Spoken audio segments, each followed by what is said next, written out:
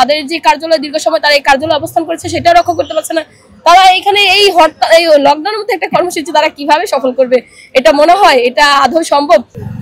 আপনারা দীর্ঘ জুলাই আন্দোলনের পরে আপনারা হয়তোবা দেখেছেন যে তারা সরাসরি ঢাকার মতো স্থানগুলোতে ছোট্ট ছোট্ট আকারের মনে করেন এইখানে 30 সেকেন্ডের মধ্যে একটা মিছিল করে আশেপাশে দৌড়ে চলে যায়। তারা যে একটা মিছিলগুলো করে, তারা সোশ্যাল নেটওয়ার্কের মাধ্যমে তারা বলে যে আমরা আজকে মিছিল করব।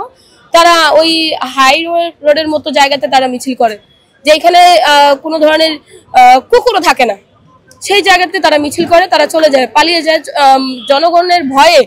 কারণ জনগণ তাদেরকে এই 24-এ বিতাড়িত করেছে এবং এই 24-এর পরে তারা এখন পর্যন্ত সরাসরি রাজপথে ডিফেন্ড করেনি কারোর সাথে।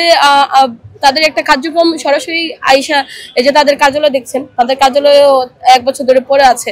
এখানে শিয়াল, কুকুর, তারপরে নানান ধরনের খারাপ অপকর্ম ঘটে এই কার্যালয়ের মধ্যে। তারা এটাও রক্ষা করতে পারছে না, এই কার্যালয়, তাদের যে কার্যালয় দীর্ঘ সময় তারা এই কার্যালয়ে অবস্থান করেছে সেটাও রক্ষা করতে পারছে না।